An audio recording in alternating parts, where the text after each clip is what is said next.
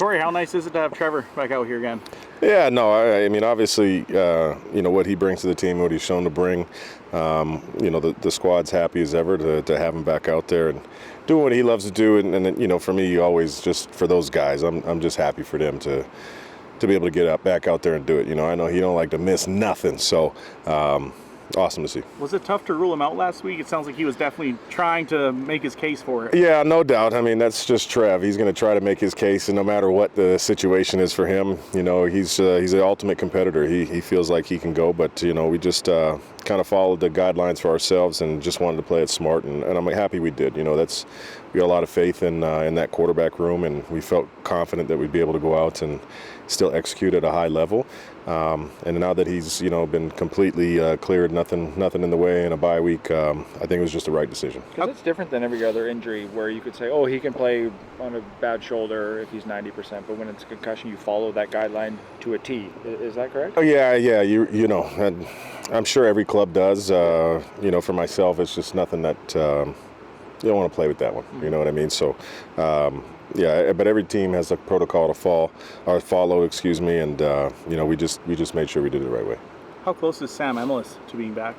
I think pretty dang close, man. He was out there today, so we'll get feedback from that, which is awesome, right? Really exciting news, and even for him, I know he's been chomping at the bit. So we'll see where that goes, but it was nice to see 1-9 out there. Bane Jr. was out here on the scout team, not doing too much on the offensive side. Why wasn't he put on the 6th game to start this season? Ooh, you're asking the wrong guy for that. That's out of my jurisdiction. Is Tate headed to the 6th game? That seems like a serious injury. Yeah, I don't know about how that's going to be headed with the roster, but it's definitely going to probably be a little bit for us. So we'll see, man.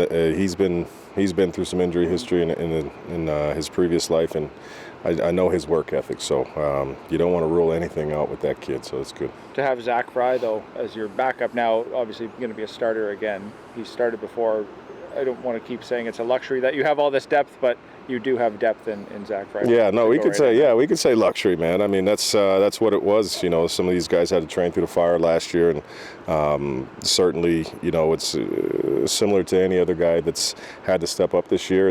Nobody's holding hands or nothing like that. Fry's ready. He got a haircut, so that's how I know he's ready.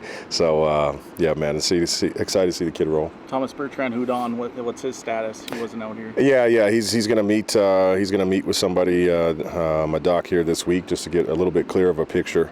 So we'll see what happens. I'm not sure what that holds for him potentially this week, but we'll go once we get the information from the doc. Is this team feeling refreshed after the bye week? Yeah, I think so, man. Energy was high all the way from the meetings this morning. Dudes missed each other, so that's a good thing. So everybody was ready to get back and get after it, and I thought the practice was excellent today. Mike Rose isn't about to provide any bulletin board material for us, facing his former team, but do you sense a motivated Mike Rose this week especially? To be honest, nothing outside of Mike Rose, man. He's just he's a fun-loving guy. He's going to always try to find ways to have a successful game. But just for him, intrinsically, he knows, speaking to the offensive line over there, he knows those guys pretty dang good, and, can provide some information for the defensive line room as far as, some of their strengths and weaknesses. But no, man, we haven't talked about it. He ain't talked about it. He just ready to go play a game. When you look at your interior defensive line this offseason, when you have Micah and Mike side by side, have they been as expected or as I think so. They're doing a lot of really good things. I know everybody's always going to point and just look at one statistic, and we're so much more than that. We preach disruption, and those are 2 disruptive guys in the middle, and those are just 2 of them. I mean, we got other guys as well that are doing the same thing. So we feel very confident in our defensive line room.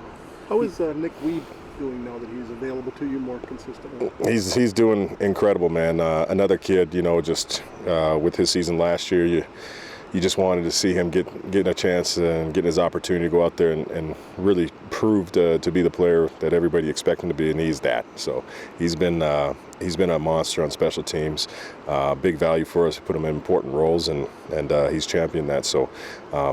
Super pleased with the kid, man. I know he's got crazy support from his family as well, so I know they're all cheering. Mike said it's up to you to kind of scheme to stop Burnham Jr. from having the games he's known to have. So how do you stop a guy like that who's dynamic? Tough. I mean, he's been doing it a long time. He can beat you in a couple different ways, just over the history, coaching against him. He's had games where he's ruined it with his legs, and he's had games where he sat in the pocket and delivered. So, they obviously felt strongly about bringing him in, and you can understand why. But certainly, we're going to stick to kind of our game plan, what we see this week, and not putting too much emphasis on trying to eliminate one guy. It's just we're 12, they're 12. We just got to make sure we do our part.